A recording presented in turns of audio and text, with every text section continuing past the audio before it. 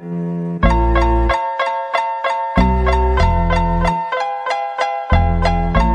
Snoop Dogg and D.I.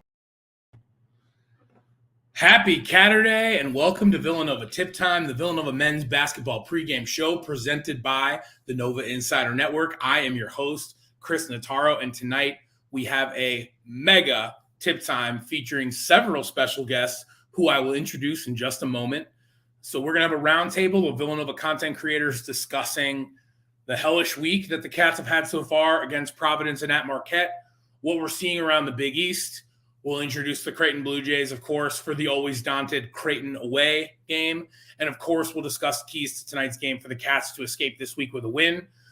So, we're not going to waste too much time. We're going to bring the guests right up. So first up, we have Chris Bellotti from the Full 40.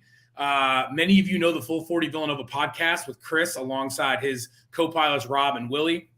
They built their follower base, I think, over 4,000 strong on Twitter these days. Chris is a beast in the larger Big East Twitter sphere. It has been said that he's never seen a Midnight Spaces that he didn't want to be tired the next morning from. Chris, how are you feeling, babe? Oh boy, we're feeling. That's something. It's something so far this year, but I'm happy to be with you and thanks for having me on. Yeah, always. Thanks for doing it, man. Chris has been. I think Chris was the first ever guest we had on Tip Time seasons ago. We've done a lot of work together. Full 40 sort of taken me under their wing since I started this program. So super excited to have you here. Next up, we have a familiar face who joined me a few weeks ago, Tommy Godin from the Road to the Garden and VUHoops. Tommy is putting out awesome Big East-wide content in Road to the Garden, and he's been doing fantastic work for VUHoops. My favorite of his work this year personally has been the content that he's cranking out around Villanova team and coaches' media availability, most often usually the day or two before a game. He's been doing such an awesome job of capturing the voice of the knowledgeable fan and the questions that he's asking through this absolute roller coaster of a season. He's also an Eagles fan, so he's got a big week coming up. Tommy G, how we doing? Tommy, you're on mute, babe. There we go. Off to a hot start. Good to see you again. Thank you so much for that introduction, Chris. Always good to see you. I'm excited to get right into it. I love the bird shout out. I got a hat right here, so I'm going to throw it on for the remainder of this one. Go Birds. Yeah, we do. We do understand that we've got a lot of Eagles fans in Nova Nation. As I joked pregame, Chris Bellotti and I are both Jets fans, so the Super Bowl is nothing but a pop culture event that we get to participate in from afar. So we are happy for all you in the Eagles Nation that are getting to have a week here. Last but not least, we have our friend Patrick Zeng from VUHoops State of the Nova Nation pod, which he runs alongside his partner in crime, Emma Houghton, who couldn't be with us today. I'm hopeful she's going to be joining for another tip time sometime very soon. But Pat and Emma do a great job carrying the voice of VUHoops into podcast format and putting out at least a once weekly show. I was honored to be a guest on their program a couple weeks ago. Pat and I have also become fast friends over the last year or so as fellow diehard Mets fans. We won't talk too much about that here today, but I'm thrilled to have him on. Pat, what's the word? No spring training talk for us today, but excited to get into some Nova hoops and really pumped to be here. Yeah, thanks so much for coming on. And I think, Pat and I joked, we'll have him on hopefully a one-to-one solo appearance on Tip Time before the end of the year. But that one's probably going to involve some heavy Mets talk, so we'll save it. We'll save it for that outing. Has to happen. All right, so let's talk about the week that we've had thus far. I think what's set up to potentially be a dream week for Nova, getting Justin Moore back before essentially having 3 ranked matchups, even though today technically isn't a ranked matchup, might as well be. It started on Sunday with the Providence game and the return of Justin Moore at Marquette on Wednesday night, which I personally had the pleasure or displeasure of attending there at the end, and culminating tonight at Creighton, who is looking like an absolute wagon again after their December blip on the radar, we'll call it, but looking pretty fierce since around Christmas time. The bugaboo in both games so far this week has been closing games, as Villanova was in both of those games late with a late lead, and then just sort of forgot how to play basketball down the stretch, which is unfortunately a movie that we've seen a number of times this year already. I think on Wednesday night, Marquette closed the game on a 16-3 run. You don't love that. So, gentlemen, talk to me a little bit about where we are now at the end of this week and just sort of in general. I'm going to start with Bellotti, then go to Tommy, then to Pat. Chris, take it away. Well, look, I mean, I keep going back and forth on this. I was like, were my expectations bad, or is this team just underperforming? And I think it's both. Probably didn't fully conceptualize what Kyle Neptune had to accomplish this year, in that he was going to have like 3 teams going into this year. He was going to have the pre-Cam Whitmore team, then the with Cam Whitmore team, but pre-Justin Moore team, and now the Justin Moore team. And then in the middle of all of that, you got Longino's injury.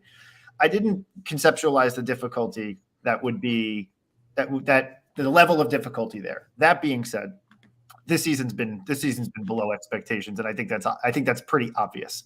I'm going into this Creighton game after 10 years of going into the Creighton game being like, oh God, we got to go into Creighton's. Probably this very well could be a loss, and now I'm going into the Creighton game and I'm like trying to find any reason why this possibly could be a win, and I'm not getting there. So this is tough. I would say that after this game tonight, if the Cats have any jets to turn on, they have to turn it on after today. So I would like put this game aside, but then starting when they're in that 3-game home streak, they have to turn on the jets if there are any to begin with. Yeah, absolutely. And I mean, what a time to turn on the Jets that would be. We get DePaul at home and then Seton Hall and Butler. So starting that streak would mean a lot for this team. I think the return of Justin Moore is doing a lot for this team. I know before he came back, we saw a lot of different defenses. We saw 3-2 zone, 2-3, back to man-to-man. Now with him back, it's been a lot of man-to-man, which is plays into Justin Moore's benefit a lot. He's the best defender on this team, I think, hands down. But the thing that's really going to carry this team on this run will be the continuation of the progression of these freshmen. We saw Brendan Housen the other night. I think 12 points, 3 of 4 from deep. I mean, that's just what he does. He's making tremendous strides on defense as well, especially from beyond the arc. Everyone knows I'm a huge Mark Armstrong fan, and Cam Whitmore is the best amateur basketball player on the planet. So I'm going to echo Chris's message again, and it's time to go on a run. Tonight's going to be tough, but we have the tools to do it. Yeah, for me, just show me some life. I mean, this is what we've been waiting for. We've been talking all season about, let's see what this squad looks like when Cam Whitmore and Justin Moore are in the fold, and they most certainly are. Now, is it a very difficult way to start that with a road trip to Marquette and Creighton as your first full week on top of Moore coming back against Providence? Absolutely. And I think we saw that with Marquette on Wednesday, and a very difficult assignment here on Saturday night. But Moore, I expect to see that rust to continue to come off for him. I want to see Whitmore. Wednesday was a struggle. How does he shake that off and grow more into this offense and try to find some rhythm? What tonight is an opportunity for a quad 1 win. And that is something, as we know, Villanova does not have yet this year. Yeah, you all made points that really resonate with me. I think the one thing that nobody's really touched on yet is the 3-point defense, and I think that might come into play big time today. So the question I kind of want to pose to the group is, what do we need to do? There were a couple of possessions, and if you were following along on Twitter this morning, I think A-Ray actually posted a video of one of the stronger defensive possessions where the switches were tight, the communication was good. But I was in the building on Wednesday night, and there were so many times where you just saw it coming like a slow motion freight train that there was going to be a wide open shooter. And part of me, and I think this just goes back to PTSD from that one game in Omaha in like 2014 or 2015, where Doug McDermott scored like 75 points and on a zillion threes. The 3-point defense is really what scares me coming into this game. So I guess the question I'm asking is, what do we need to do to not do that? So a couple things. One point of consternation in the fan base that I think is accurate is the rotations. So I think Kyle doesn't I don't think he's so far put the team in the best position to have good 3-point defense. Now, some of that's been injury related, but now that we're as healthy as we've been this far this season, I think we need to, when we are playing subs, they need to be only one on the court at the time, right? Like there's a couple of guys who are now in the bench of this team. They can't have 2-3 of them on the court at the same time. It's going to create a disaster, and especially on the defensive end. And so to me, I think number one is getting the rotation correct on that front. Beyond that, I think it's like, okay, the more veteran lineups that you have with Daniels and Moore and what have you, the better they're going to be about getting those switches right. But against a team like Creighton, we have to press up on them. We have to press up on them. And then the other thing that we have to do is we have to slow the game down offensively to create less possessions on the defensive end. Yeah, Chris, you said it. The other thing that I think sticks out to me big after Wednesday's game is Nova's now, I think, 4-10 in single-digit games, which is a really tough stat to swallow as a fan because it's not like this is a team that just doesn't have it. Right. A point that one of you made just within the last couple minutes, Kyle Neptune and company have had to coach several different teams with certain guys unavailable, big impact players unavailable, like Justin Moore, Cam Whitmore, now Jordan Longino for stretches of time. But they're 4-10 in single-digit games. Closing games has been a bugaboo all year, and in both games this week so far, what do we do to change that up? The under 5 minute, call it the fourth quarter play. What are we doing to change the tide there? I'm coming to you first, Tommy. I mean, they just got to stick to their game plan. They're relying too heavy on ISO ball and just dribble. I want to get back to what made Villanova a great offensive team: the pump fakes, dribble drives, kick out, stuff like that.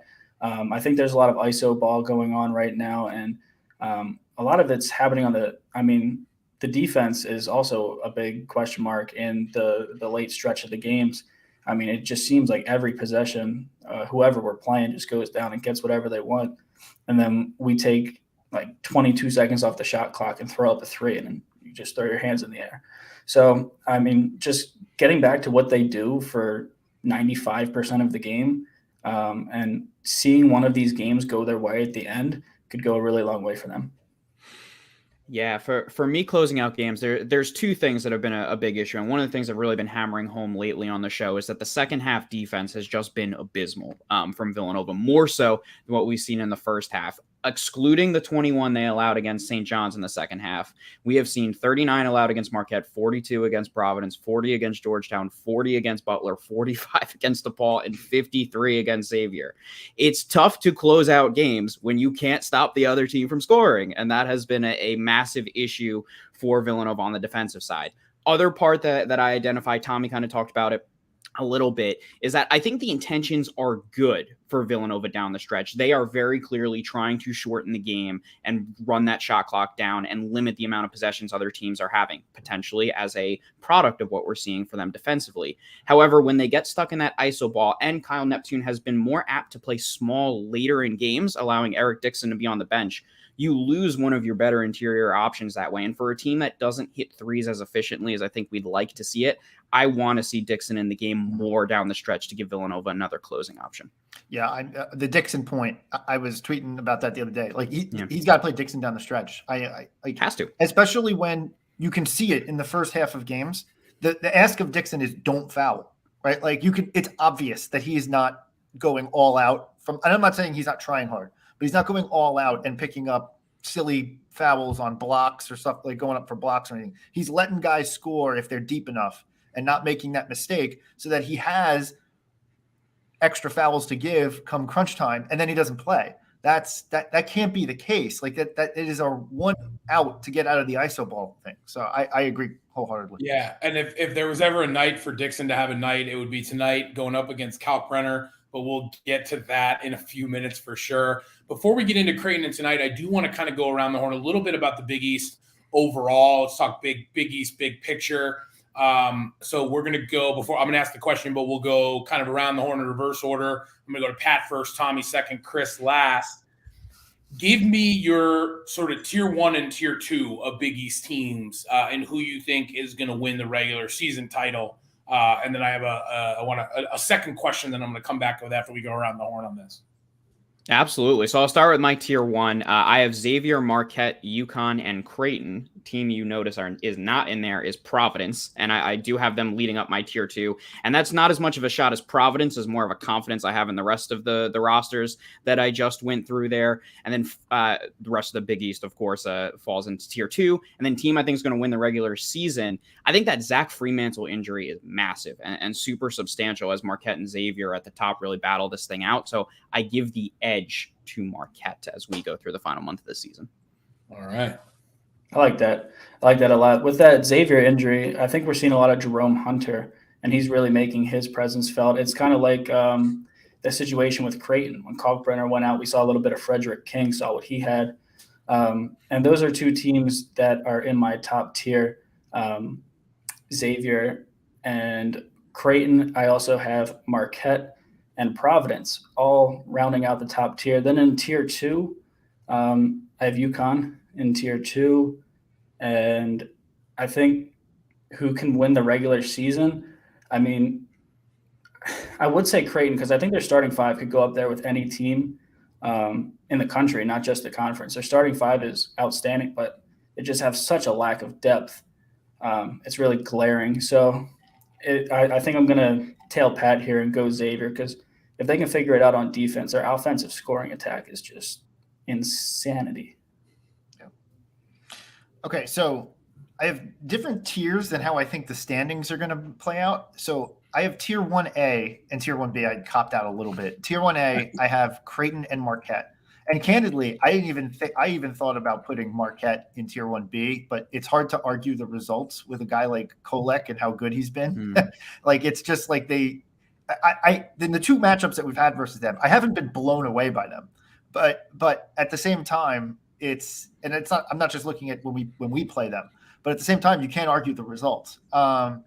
Creighton, I think, is reasserted itself as the best team in the conference in terms of pure capability. Now, their 8-game losing streak and the fact that they're 8-3 and have a challenge to get down the stretch here, they have the hardest schedule, I think, of the top end teams. So I think Marquette will end up winning the conference regular season. I think Xavier will come in second. I have Xavier in tier 1B. I have Xavier, Providence, and UConn. And the only reason why I'm putting UConn in tier 1B and not tier 2 is because I beat their drum so hard in the preseason there that I have to stick to my guns at this point. And then finally in tier 2, I have Seton Hall, and that's kind of it. I think the top teams in the conference have really separated themselves. Yeah. And I think Hall is probably that next one down who has a chance to make the tournament on its own without needing the Big East, tournament. But it's going to be tough. My projected order of finish is, as I said, is Marquette, Xavier, Creighton, Providence, then UConn, and then Hall. But I still think that UConn and Creighton, even though they might be like 3rd and 5th respectively, I think they're going to be the teams. I think they're going to be the toughest outs in March. Xavier, if they can figure out their defense. So I definitely have nothing to add on tier 1, tier 2, because it sounds like you all are about the same, and I'm pretty much in the same place with you all in just the tier 1s and the tier 2s. When it comes down to who my pick is for the regular season title, I think it comes down to Xavier and Marquette for me. I think Creighton is really good. They've got a tough schedule on in, so I don't think they're going to quite get back to the top of the regular season standings. So I have to go Xavier just because I really just dislike the Marquette fan base that much. That's fair. Living in Wisconsin, and it's funny, off camera before the show, I was talking about how I've been going to this game at Marquette every year for the last more than a dozen years. Obviously, except for the COVID year, and it is the most hostile away environment I've ever been in, but not in any sort of a cheeky or clever way. It's real. So it's just as cool as I think it is for the Big East and good for the Big East as it is to have Shaka Smart over Wojo. Side note, I think we could do a separate show with Bellotti about that topic alone. As good as I think that is for the conference, I just don't even want to hear about any sort of a banner, regular season, Big East tournament, otherwise. So I'm going with Xavier. I also, granted, it was St. John, so nothing to read about, but Xavier won by a zillion today. So I think they're hearing the talk about what it's going to look like without Fremantle, and they're here to, kind of rise to the challenge of hopefully having him back, at the start of the postseason or a little bit before. Quick question for all of you. Other than, we'll take Xavier and Marquette off the pile. who is the Cinderella that can really make a run at MSG for the conference tournament? Yeah, I won't give you the cop out of Providence because I have them in the second tier because they would make the most sense. I'm with Bellotti on that. I think Seton Hall can be dangerous. I give Sheehan Holloway a ton of credit. Now, offensively, don't expect to watch anything resembling a beautiful, efficient attack. But defensively, he has done such a great job with the buy-in and how difficult they are. They are going to be a tough out come MSG. And I could see of those lower tier teams, I could absolutely see them making a run. Yeah, I think either Providence or Seton Hall. I mean, I think Providence wouldn't even be a Cinderella run. I think Seton Hall is the easy answer. But I mean, why not these Cats? I mean, if they start hitting their stride and you get Mark Armstrong, Jordan Longino off the bench as the 6th and 7th man, I mean, this team is deep. I mean, why not us? Yeah. Acknowledging the fact that they have shown us absolutely zero reasons why they should be the Cinderella team. The fact that you would have going into it a month of a fully healthy team, presuming that's the case, and assuming that in that stretch of games, this team can find ways to shake off this like last 5 to 8 minute cobweb thing. So a lot of ifs, but I don't know if you want a Justin Moore-led Villanova team as your 7 seed when you're coming into Thursday night at the Garden. And especially if the bracket plays out the way I think it will. I think it will be, I think I said Xavier, but it's going to be a Midwest team. So Villanova has an opportunity to have a pseudo home game in that environment.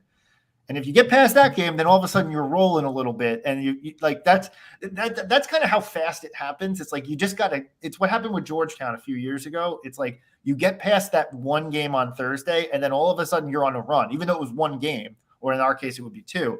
But like all of a sudden you're on a run. And so then you're feeling hot, and then you're feeling confident and whatever. So, look – I don't know if there is a Cinderella because there's 4, 5, 6 good, really good teams. But I guess if you have to pick a Cinderella, why not us? I guess is the right answer here. Yeah, that's the right answer. It's why not us. I don't think anything else really qualifies as a Cinderella. Maybe Seton Hall would. I if I have to pick one of the teams in tier 1, tier 2, I have to pick UConn just because they've fallen so far from grace that if they figure out how to be that top 3 team in the country, they can make a run over a couple days. So I think that's the savvy, sort of non-trendy pick out of the top teams. But I want to turn our attention now to Creighton tonight. Because like I said, there's plenty to discuss both past and present. I think a lot of, PTSD from trips to Omaha's past, but Creighton led by Coach McDermott comes in at 14-8 overall, a strong 8-3 in conference, which is good for 4th place. Currently only 1.5 games out of first with games against all of the teams ahead of them remaining. So definitely can make some noise for that regular season title. They started the year ranked in the top 10 nationally, won their first 6 games, including then 21st ranked Texas Tech, then 6th ranked Arkansas at the time of those meetings. But then they suffered some injuries led by Ryan Kalkbrenner going out with mono. They lost 6 straight games in a total free fall. By the end of that losing streak dropped them out of the national rankings, and they have yet to return despite looking pretty damn good since getting Kalkbrenner back around Christmas time. They're sort of getting the opposite treatment from UConn, who somehow is inexplicably still nationally ranked despite looking like total trash for the last month or so. So now we have this Creighton team looking like an absolute wagon again, underrated nationally if you ask me, a real chance to win the Big East regular season, and 5 players averaging double figures, which I think both speaks to the strength of these players as well of the lack of depth on this team. You've got center Ryan Kalkbrenner, forward Bailey Sharman, a big impact transfer. You've got guard Trey Alexander, forward Arthur Kaluma, and guard Ryan Nemhard. Tommy G, start us off. How are you looking at this Creighton team? And shout out to the game preview on VUHoops, penned by Tommy G himself. So check that out for the man's full thoughts. But Tommy G, give me a quick summary. What are you thinking about going into this game? So like I mentioned before, and thank you for the shout out, by the way. Like I mentioned before, this Creighton starting 5 can compete with any starting 5 in the country. In the beginning of the year, they went down to Maui. They beat a Texas Tech team. They beat Arkansas, who was a top 10 team in the country at that time.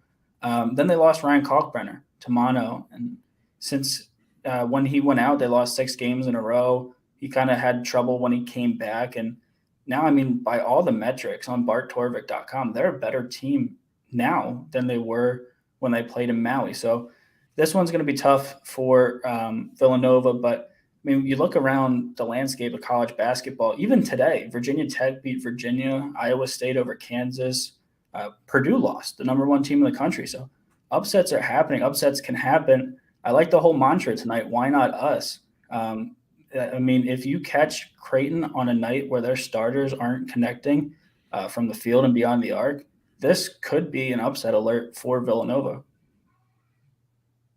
Chris, coming to you next. Yeah, I am super high on Creighton right now. I was high entering the season. I think a lot of people got on me for that. Obviously, they were ranked high, but like I was pretty high on them. I felt like the combination of coach, who I think McDermott's probably top 3 in the conference, and saying top 3 makes it sound like it's even like a diss. But when you got a conference with Ed Cooley and Shaka Smart, it's hard to go against. It's hard to say top 3 is an insult by any stretch of the imagination. But the combination of coach and experience on that roster, and experience kind of going down the stretch and being good, like this is the team in the conference that can really like blow the doors off of people, right? Like they can look ugly at times if they get out of sorts and get bad and have bad shots and take bad shots and whatever. But lately they've been getting to their spots. They've been taking wide open shots, and when they get that going, man, it's hard to stop them because they could really drill them. You got to look, to a certain degree, you're not going to win without a Creighton poor shooting effort, right? Like you kind of have to get one of those. But beyond that, I think it really comes down to slowing this game down and trying to make it a rock fight. If they can get out and start getting going in transition and getting points off the secondary break where we are already off and not that great at that. Like if they start going downhill like that, I think we're going to be in trouble. So it's got to be slow it down. And then we're going to have to find a way to reverse the script in the last 5 minutes of games and play a little bit more loose down the stretch. Pat, coming to you. Yeah, I mean, Chris drilled basically what I wanted to go through to give the numbers to back that up. Over the last 6 games for Creighton, they have averaged 81 points per game. Villanova has eclipsed 80 points per game twice this season, and their high is 81, which was that first game against LaSalle. I'm super high on Creighton right now. They have to slow things down, and as Chris said, they got to turn this thing into a rock fight if they want to find a way to win. This is like completely irrelevant to the actual game itself, but somehow Marquette covered what I thought was, going to be a tough spread for them to cover the way that whole game went, but somehow Marquette covered. I think the spread tonight is even bigger. I saw it at one point. It was Creighton by like 10. I don't know the last time that Nova was road dogs this big in back-to-back games. And I just can't imagine that they like mathematically, it's like unfathomable to me that Creighton would win and cover this game just based on that silo of math alone. I know that's completely irrelevant, but it's like almost like the gambler in me is like Nova plus the points. Seems like the business decision. I don't know why. In any case, I know that's completely irrelevant, but that's what I've been thinking about all day. One of the things I'm looking for is you've heard people close to the program talk about, Justin Moore. It's going to take him a couple games to get back to full strength. Well, this is his 3rd game back. And the first 2 games, he was getting shots up. You could tell he's a little rusty, shaking the rust off. We kind of got a chuckle about it on Wednesday when he got called for a travel on an inbound because he was running back and forth. And that's like only a mistake that a guy makes when he hasn't played for 10 months, right? So I'm interested to see, at some point, whether it's tonight or in the middle of the week against DePaul, like we're going to get a Justin Moore game. He's getting shots up. They're going to start falling. If that's tonight, I think it's going to help in a big way for the Cats to make some noise in this game. The other thing we have to talk about is the lack of depth in Creighton and the fact that if they have any sort of a foul trouble situation, sort of like what Nova experienced on Wednesday, that might be irrecoverable for them because they just lack depth. So I want to go around the horn for a final thought from each of you before we close this thing out. Chris, I'm going to go to you first. Yeah, game plan discipline. Slow it down. Stick to that. And then late in games, put in Eric Dixon. Don't not do that. Don't not do that. Tommy G, talk to me. I mean, it's usually Pat being the bearer of bad news, but Chris is, I mean, really down on this team. But isn't that the kiss of death for teams? He was really high on UConn. You saw what happened to them. Justin Moore has to win one of these games for us. He got to steal one. Why not tonight?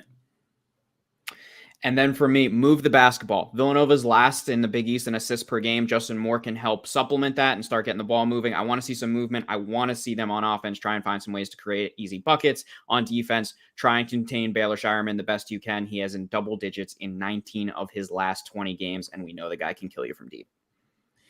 So I'm excited to watch this game as a basketball fan. I hope the Cats show up. I hope we get a good night for the Nova Nation and build a little momentum here. But that's going to bring us down to game time here. So a huge thank you to my guest today, Chris Bellotti. Catch him on the Full 40 podcast and out here in these Twitter streets.